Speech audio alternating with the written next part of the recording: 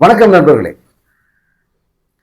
நேர்காணல் அப்படிங்கிற பேர்ல என்டிடிவி காரங்களும் இந்த தாவைக்கா தற்கூரி விஜயம் அடித்த கூத்துக்கள் தான் கடந்த 2 தினங்களாக பெரிய அளவில் பேசு பொருளாக இருந்துட்டு இருக்கு. நீங்க எல்லாரும் பார்த்துருப்பீங்க.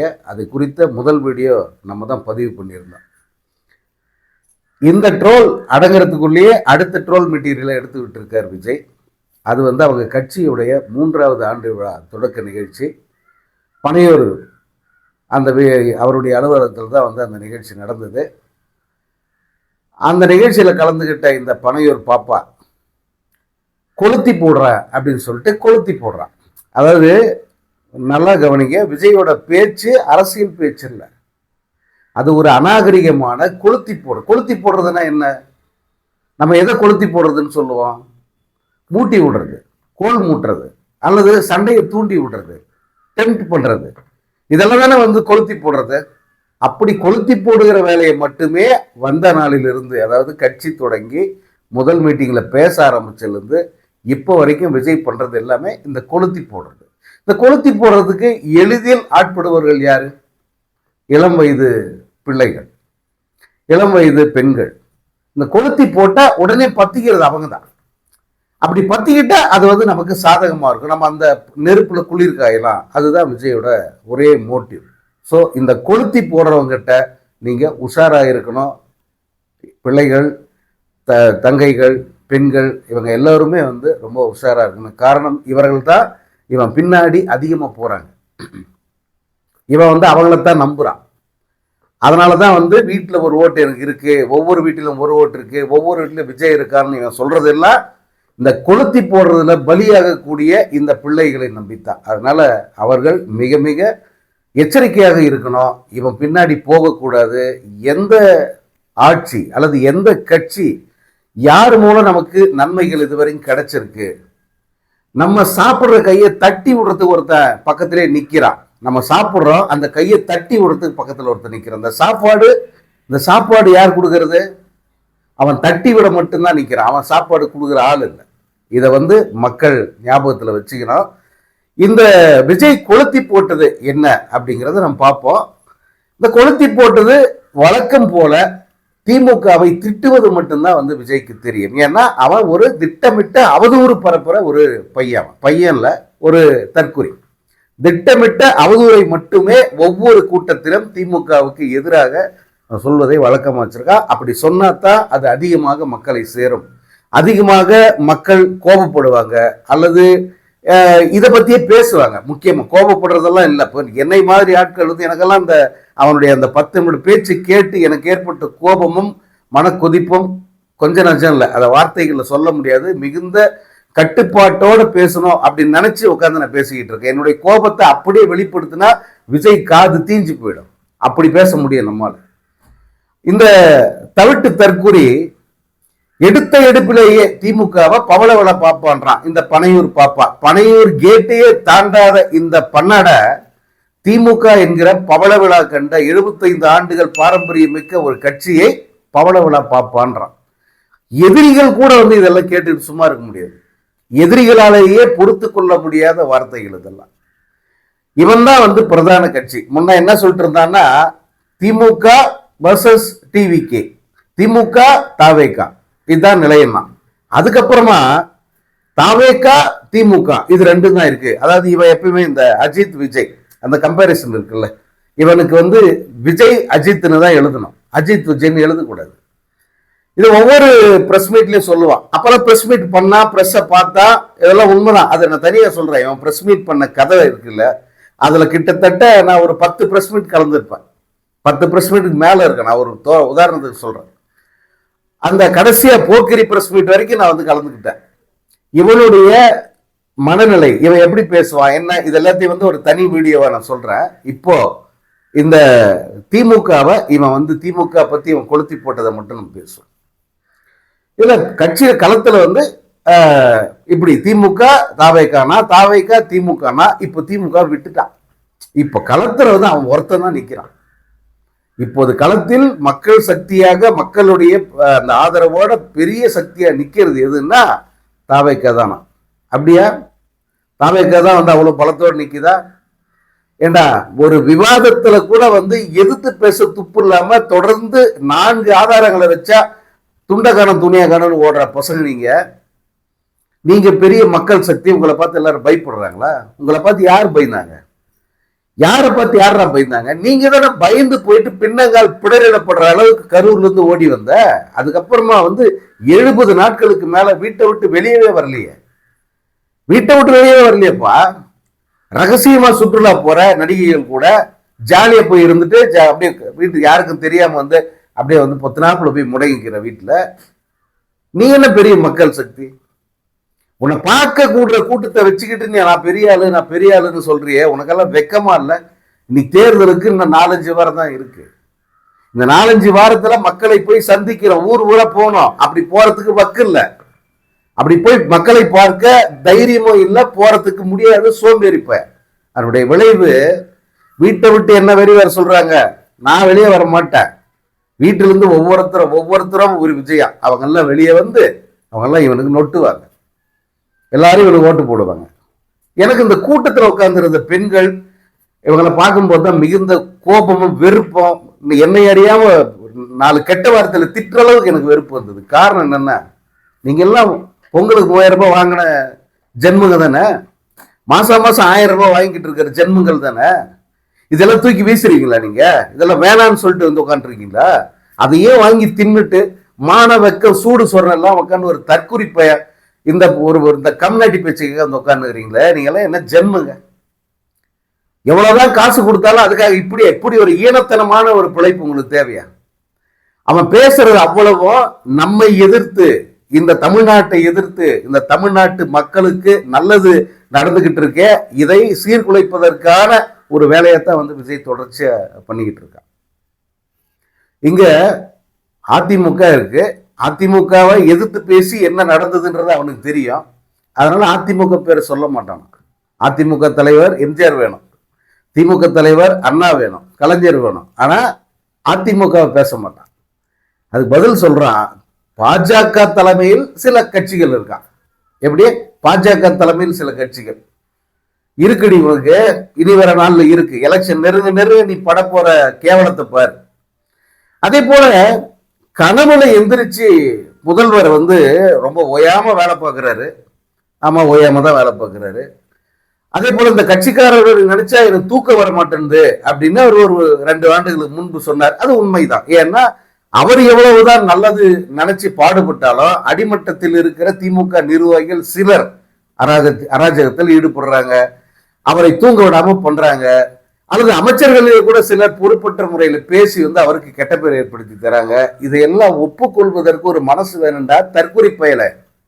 அந்த மனசு இந்த முதல்வர்கிட்ட இருக்கு. அது கலைஞர்கிட்ட கூட கிடையாது. எம்ஜிஆர் ஜெயலலிதா யாருக்கிட்டையும் அது கிடையாது. மு.க. ஸ்டாலின் கிட்ட மட்டும்தான் அது இருக்கு. எது தப்புன்னா தப்புதான், இந்த பயிலுக்கு தப்பு பண்ணிட்டாங்க, இவங்கெல்லாம் வந்து இப்படி பண்றாங்க, இது ஆட்சிக்கு கெட்ட பேர் ஏற்படுத்துது, அது எனக்கு தூக்கத்தை கெடுக்குது அப்படின்னு பேச தைரியம் இருக்கிற ஒரு முதலமைச்சர் மு.க. ஸ்டாலின் இருக்கார்.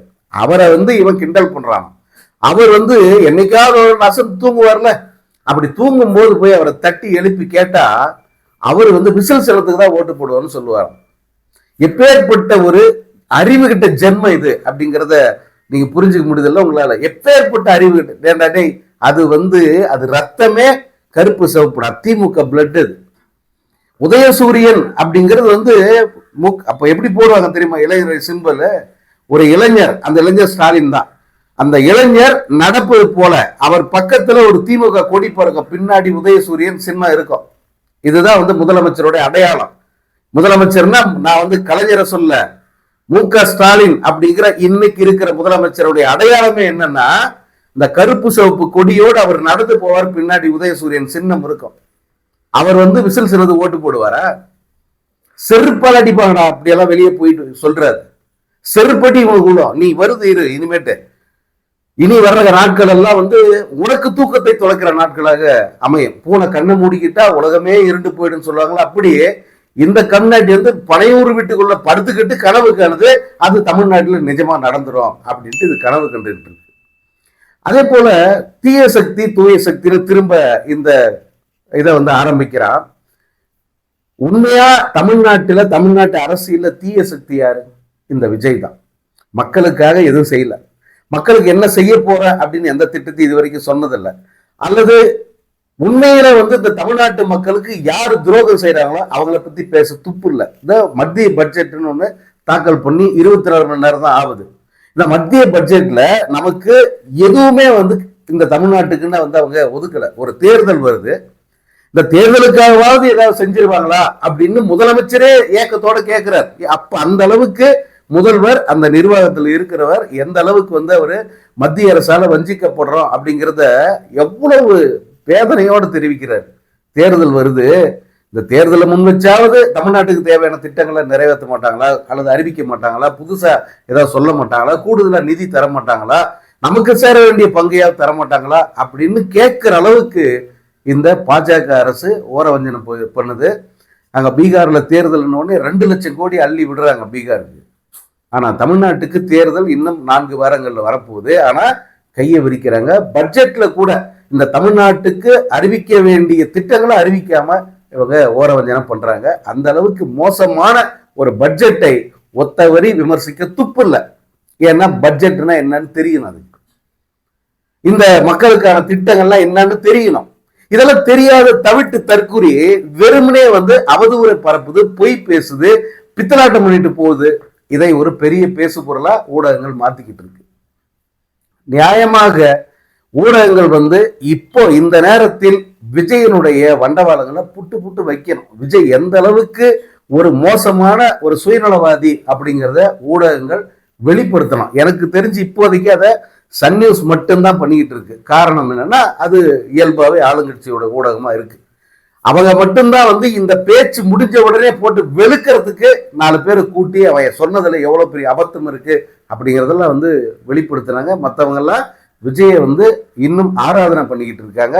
பண்ணுங்க அது ஏன்னா காசு அவ்வளவு காசு அடிச்சிருக்கான் அப்படின்னு சொல்றாங்க. ஒரு சேனலுக்கு மட்டும் 20 கோடி ரூபாய் கொடுத்துருக்கான் விஜய், ஒரு சேனலுக்கு மட்டும். அவன் பல்லு விளக்குறதுல இருந்து, பாத்ரூம் போறதுல இருந்து, கதவை திறந்து வெளியே வர்றதுல இருந்து எல்லாத்தையும் லைவா காட்டுறது தான் எங்களுடைய ஒரே வேலை அப்படின்னு பண்றதுக்காக 20 கோடி ரூபாய் கொடுத்துருக்கான். ஸோ அவங்க அந்த வேலையை பார்த்துக்கிட்டு இருக்காங்க. ஆனால் விஜயனுடைய அந்த நிஜமான முகத்திரையை கிழிக்காம ஓயவே போறதில்ல.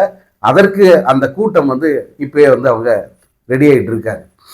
அப்புறம் அந்த கருத்து கணிப்பு பத்தி இந்த மூதேவி சொல்லுச்சு, கடுப்பில் விட்ட கணிப்பு அது அப்படின்னு சொல்லிட்டு. இதுக்கு முன்னே எத்தனை கருத்து கணிப்பு நீங்க விட்டீங்க? கிட்டத்தட்ட 8-9 கருத்து கணிப்பு விட்டுருக்காங்க தாவேகா சார்பா, தாவேகாவுக்கு ஆதரவா. அதாவது தாவேகாவே அதை ரிலீஸ் பண்ணாது, அவங்க சார்பான பத்திரிகையாளர்கள் அல்லது அவங்க சார்பான அமைப்புகள், முன்னாள் மாணவர்கள் பேர்ல சிலர் இப்படியெல்லாம் அவங்க கருத்து கணிப்பு எடுத்து வெளியிட்டாங்க. அதிலும் இந்த விஜயுடைய அந்த கட்சி மும்பையில் இருக்கிற 3 நிறுவனங்கள் கிட்ட காசு கொடுத்து இவர்கள் சார்பாக எடுத்து கருத்து கணிப்பு வெளியிட்டாங்க. அதுல முதல் கணிப்புல இவங்களுக்கு 6% கூட வாக்குகள் இல்லை. அது இவங்களே எடுத்து வெளியிட்ட சர்வே. அதுக்கு அடுத்தடுத்த கணிப்புகள்லாம் பாத்தீங்கன்னா எதுலையுமே இவங்களுக்கு பெரிய ஆதரவெல்லாம் ஒண்ணும் இல்லை. அதனுடைய விளைவு என்ன பண்ணாங்கன்னா, இவங்களே ஒரு போலியாக பிரபலமான பத்திரிகையின் பேர்ல போலியா இவங்க ஒரு கருத்து கணிப்பு வெளியிட்டாங்க. அதுதான் டைம்ஸ் ஆஃப் இந்தியா பேர்ல இவங்க ஒண்ணு கணிப்பு வெளியிட்டாங்க. அதே போல இப்போ சி ஓட்டர்னு ஒருத்தர் எடுத்து வெளியிட்டு இருக்காங்கல்ல, இந்தியா டுடே பத்திரிகையும் சி ஓட்டர் நிறுவனமும் ஒண்ணு வெளியிட்டு இருக்காங்க. இதுல சி ஓட்டர் பேரை மட்டும் பயன்படுத்தி ஒரு கருத்து கணிப்பு வெளியிட்டாங்க. இந்த 2 கருத்து கணிப்பு எங்களுக்கு சம்பந்தம் இல்லை, அது யாரோ தவறாக அதை வெளியிட்டு இருக்காங்க, அந்த ரிசல்ட் எல்லாம் நாங்க எடுத்ததல்ல அப்படின்னு அந்த 2 நிறுவனமும் வெளிப்படையாவே அறிவிச்சாங்க. அப்போ கருத்து கணிப்பு கடுப்பில் விட்ட கணிப்பு அப்படின்னு சொல்றேன்னா, நீ எடுத்ததெல்லாம் போலி, அது உனக்கே தெரியும். உண்மையான கணிப்பு வந்த உடனே உனக்கு வலிக்குது. ஐயோ தான் நம்ம நிலைமையா, களத்துல இவ்வளவு இது இருக்கா அப்படின்ற நிலைமை இப்பதான் உனக்கு புரியுது. களத்துல இருக்கிற கட்சிகள் அப்படின்னு இவன் சொல்றான். இவன் திமுக, அப்புறம் பாஜக தலைமையில சிலர், நாம் தமிழர் அப்படின்னு ஒரு கட்சி இருக்கு, சீமான் அதுக்கு தலைவர். அந்த சீமானை போய் கேட்டு கெஞ்சி அவர்கிட்ட அரசியல் கத்துக்கிட்டு வந்த நீயே அப்படி ஒரு கட்சியே இருக்கிறதா நீ காட்டல. சோ உனக்கு அந்த அடி ஒண்ணு இன்னும் மிச்சம் இருக்கு. இவரு தம்பி தொம்பின்னு சொல்லிட்டு அப்பப்போ இந்த விஜய் அப்படியே தடவி கொடுப்பாருல்ல, அந்த தடவி கொடுத்தெல்லாம் இனி எப்படி மாறப்போகுது அப்படிங்கிறத பாரு. சோ சொந்தமாக யோசிக்க தெரியாது, எழுதி கொடுத்தத இப்போ இந்த பேப்பர் பார்த்து படிக்கிறமாடா அப்படின்ற ஒரு ரெஃபரன்ஸ் வேணும். நான் உங்க கூட இப்ப பேசிக்கிட்டு இருக்கேன், எனக்கு ஒரு ரெஃபரன்ஸ் வேணும், செல்போன் எடுத்து பார்க்கலாம். நீங்க ஒன்றும் என்ன கொன்ற மாட்டீங்க அல்லது தலையை சீவிட மாட்டீங்க. ஆனால் செல்போன் எடுத்து வச்சு பார்த்து பேசுறதே வந்து ஒரு சிறுமையா நினைக்கிறேன். அப்படித்தான் மற்ற நிறைய நண்பர்கள் வந்து அப்படித்தான் ரெஃபரன்ஸ்னா மண்டைக்குள்ள வச்சுக்குவாங்க. ஒரு பேட்டிக்கு ஒரு இன்டர்வியூ போறோம், ஒரு சேனல்ல கேட்கறாங்கன்னா எந்த விதமான குறிப்பும் இல்லாம அவங்க கேட்கறதுக்கு இன்ஸ்டன்டா பதில் சொல்றோம். ஏன்னா உள்ள வந்து அந்த விஷயங்களை நம்ம ஸ்டோர் பண்ணி வைக்கிறோம், அல்லது பேசுறதுக்கு முன்னாடி என்ன பேசுறோம் அப்படிங்கிறத ஒரு மாதிரி வந்து மனசுக்குள்ள லைன் அப் பண்ணிக்கிட்டு பேசுறோம். ஆனா இந்த தற்குறி அவன் முதல்ல பேப்பர் பார்த்து படிக்க கொஞ்சம் கூச்சப்பட்டான், மனப்பாடம் பண்ணி பேசுறான். டியோ சக்சஸ் வீட்ல மனப்பாடம் 6 மணி நேரம் மனப்பாடம் பண்ணி அதை ஒப்பிச்சான். அதுக்கப்புறமா வந்து பேப்பர் பார்த்து படிக்க ஆரம்பிச்சான், அதை கொஞ்சம் மறைச்சு ஒழிச்சு அப்படியெல்லாம் படிக்க ஆரம்பிச்சான். அதுக்கப்புறமா அதை இயல்பாவே மாத்திக்கிட்டான். இதுதான்டா ஒரே வழி. எதுக்கு மனப்பாடம் பண்ணிக்கிட்டு, எதுக்கு இதை ஒழிச்சு மறைச்சு, வெளிப்படையா வச்சுப்போம். என்ன இருக்கு, திருச்சி கூட கோவாவுக்கு போறோம், வெளிப்படையா தானே போறோம், அப்படியே வச்சுப்போம் அப்படின்ட்டு பார்த்தே படிக்கிறாங்க. ஒரு பக்கத்தை திருப்புறத்துக்கு 2 நிமிஷம், அப்புறமா அதுல இருக்கிறத பார்த்து அப்படியே வந்து படிக்கிறான். இதெல்லாம் திருக்குறள் வேற, அவன் புதுசா இவர் ஒரு திருக்குறள் வந்து அங்க ஒப்பிக்கிறார். இதெல்லாம் எவ்வளவு பெரிய ஈனத்தனம், எவ்வளவு பெரிய எச்சத்தனம், பொறுக்கி அந்த மனோபாவம் இருக்குல்ல. நான் சொல்றேன்ல, விஜய் இந்த இளைஞர்கள் மனதில் விதைத்து வைத்திருப்பது பொறுக்கி மனோபாவம். அந்த பொறுக்கி மனோபாவத்தால தான் அந்த பசங்க இப்படி யாருக்கும் கட்டுப்படாம, எதை பத்தியே யோசிக்காம, ஒரு மூளையை கழுவி விட்ட மாதிரி வந்து அவங்க தற்குறித்தனமா அலையிறதுக்கு காரணமே வந்து விஜய் விதைத்து விட்ட இந்த பொறுக்கி மனப்பான்மை தான். அதைத்தான் வந்து அவனுடைய இன்றைய பேச்சிலும் வந்து நான் பார்த்தேன். முழுக்க அதாவது உன் பிரச்சனையாவது பேசு, மக்கள் பிரச்சனையாவது பேசு, எதுவுமே பேச மாட்டான். ஜனநாயகன் ஏன் ரிலீஸ் ஆகல, பேச மாட்டான், ஏன்னா கோர்ட்ல இருக்குது. சரி, அப்புறம் சிபிஐ விசாரணை உனக்கு எதுக்கு? சிபிஐ விசாரணை எதுக்கு 2 வாட்டி, எதுக்கு திரும்ப சம்மன் அனுப்பியிருக்காங்க? பேச மாட்டேன். சரி, ஒன்றிய அரசு இவ்வளவு தூரத்துக்கு தமிழ்நாட்டு மக்களை ஏமாத்துத, அதையாவது பேச மாட்டான். அதிமுக வந்து யோக்கியமான கட்சியா, ஊழல் சக்தின்றியா? அந்த ஊழல் சக்தி என்னென்ன பண்ணுச்சு? இந்த ஊழல் சக்தி அப்படிங்கிறது ஒரு அதிமுக இயக்கம் தானே. எடப்பாடி பழனிசாமி மட்டும் தனியா சொல்றியா, இல்ல அதிமுக ஒட்டுமொத்த அதிமுக சொல்றியா? அப்படின்னா உனக்கு எம்ஜிஆரை பத்தியோ ஜெயலலிதா பத்தியோ பேசுறதுக்கு என்ன தைரியம், என்ன உனக்கு யோகியதை இருக்கு? எம்ஜிஆர் யாரு? அந்த ஊழல் சக்தியோட அங்கம் தானே.